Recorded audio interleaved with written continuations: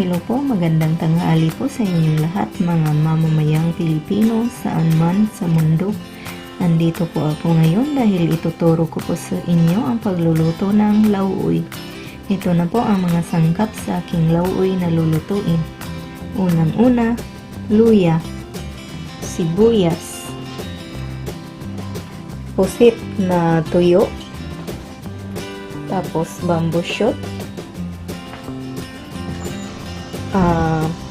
pichay or mustard, pwede rin po, at pwede rin po malunggay, okra, kalabasa, tapos talong.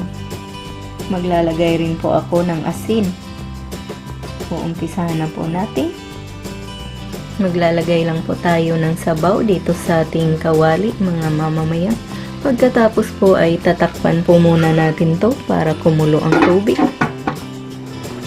Ngayon po kumukulo na ang ating tubig mga mamamayan, ay ilagay na natin ang ating luya at saka itong ating sibuyas. Ayan na po.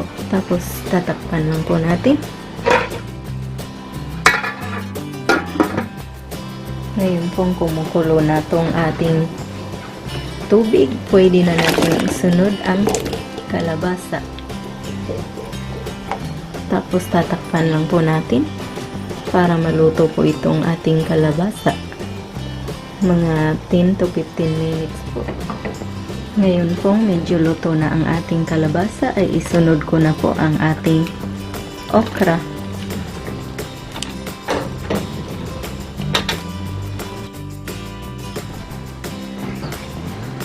Ngayon po itatakpan po natin uli ito ng mga 5 minutes.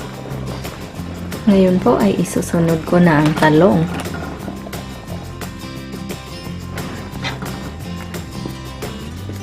Ngayon po ay pwede na po nating ilagay ang ating tuyo na pusit.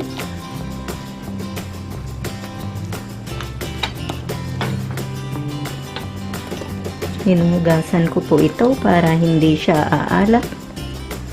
Kasi maglalagay pa po ako ng asin mamaya.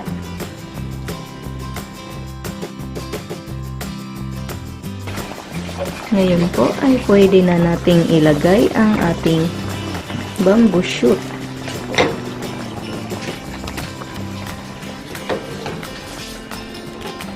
Ayan na po. Ngayon po ay maglalagay na tayo ng asin.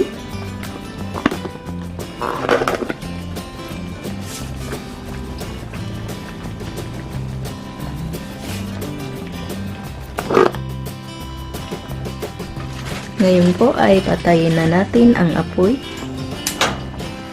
Tapos ilagay na natin ang ating mustard.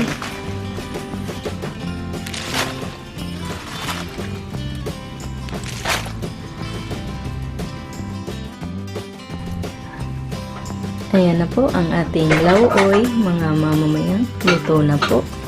Marami pong salamat sa inyong panunood. Ito po ang inyong Ate Mayang na nagsasabing mabuhay!